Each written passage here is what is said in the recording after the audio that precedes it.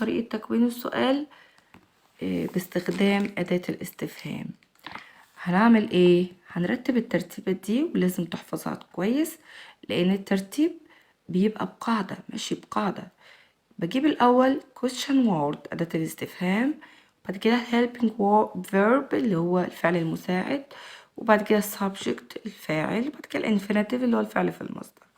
طيب الquestion word اللي هو أداة الاستفهام، الhelping verb اللي هو الفعل المساعد، السبجكت اللي هو الفاعل، الانفينيتيف اللي هو المصدر.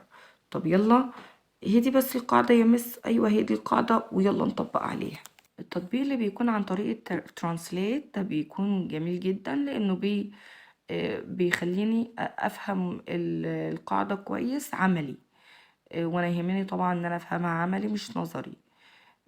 طب هنا بيقول لي متى كتبت منى الواجب، فانا هقول متى اللي هي أداة الاستفهام when، وبعد كده did لان كتبت في الماضي، يبقى الفعل المساعد في الماضي did. helping verb، الhelping verb اللي هو did، وبعد كده subject اللي هو منى، والinfinitive اللي هو write. يبقى when did منى write homework. بعد كده بيقول لي ماذا أكل محمد بالأمس. طبعا بالأمس يبقى الكلام في الماضي، هجيب ما أو ماذا يعني what، وبعد كده الفعل المساعد في الماضي did، وبعد كده السبجكت اللي هو محمد، وبعد كده الانفينيتيف المصدر اللي هو eat، وبعد كده yesterday. ده ماذا أكل محمد بالأمس، what did محمد eat yesterday. بعد كده أين ذهب أبي، أين where، did الفعل المساعد، my father الفاعل، وجو ده الانفينيتيف اللي هو المصدر. عندي هنا متى أمطرت. طبعا هي أكيد ايه اللي أمطرت؟ أكيد السماء، طبعا هي غير عاقل. هقول متى يعني when. did ده helping verb الفعل المساعد، وبعد كده it عايدة على السماء، وبعد كده الانفينيتيف اللي هو المصدر rain.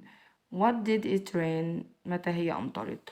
طيب لو أنا شطور هعمل ايه؟ هكتب الكلام ده بالعربي، أو الماما هتكتبهولي بالعربي، وأنا في الكراسة هحاول أترجم من غير مساعدة، بعد طبعا ما احفظ القاعدة. ما تترجمش إلا لما تحفظ القاعدة والوردز اللي موجودة عندك. أبطالي طلاب سنة 5، يلا بقى نطبق ونشوف احنا فهمنا ولا ما فهمناش. يلا نترجم الكلام ده. هذا يكون مصعد، يعني ايه هذا يكون؟ this is. يعني ايه مصعد؟ an elevator. this is an elevator. this is an elevator. this is an elevator. يعني هذا يكون مصعد. تحتيه هذه تكون خزانة جميلة. هذه تكون this is. هقول بقى خزانة جميلة ولا جميلة خزانة؟ بالانجليش بقى اخلي الادجكتيف هي الاول قبل النون. اقول this is a beautiful closet. بعد كده نمبر 3، هذه تكون وسادة تقليدية، فأقول this is a traditional kitchen. بعد كده الفرن يكون أكثر حداثة. the oven is more modern، يعني الفرن يكون أكثر حداثة. البلكونة تكون رائعة. البلكونة يعني the balcony.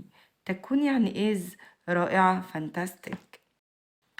بعد كده بيقول لي هذا يكون كرسي بمسندين مريح. هذا يكون يعني this is، المفروض أكون حفظتها خلاص. بعد كده كرسي بمسندين مريح. مريح ديت adjective، يبقى هجيبها هي الأول a comfortable armchair. بعد كده عندي يوجد تلفزيون في حجرة نومي.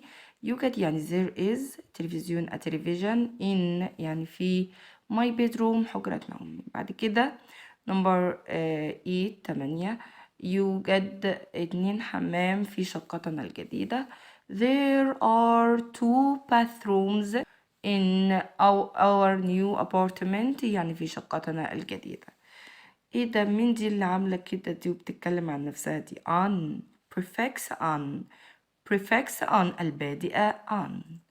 بتقول لكم انا طيبة والله، بس انا عندي مشكلة. ايه مشكلتك يا on؟ مشكلتي اني بقلب معنى الكلام. شوفوني كده بقلب ازاي. friendly يعني ودود. unfriendly يعني غير ودود. comfortable يعني مريح. uncomfortable يعني غير مريح. lucky يعني محظوظ، unlucky غير محظوظ. انت فعلا يا بتشقلبي معنى الكلام خالص، بتعكسيه. ايوه، وهي دي مشكلتي في الدنيا. يبقى البريفكس ان، البديهة ان، بتعمل ايه في الكلام؟ بتعكسه، بتخليه احطه قدام الكلمة يبقى الكلمة دي بقت عكسها. زي مثلا لو قلت لك happy سعيد، unhappy غير سعيد.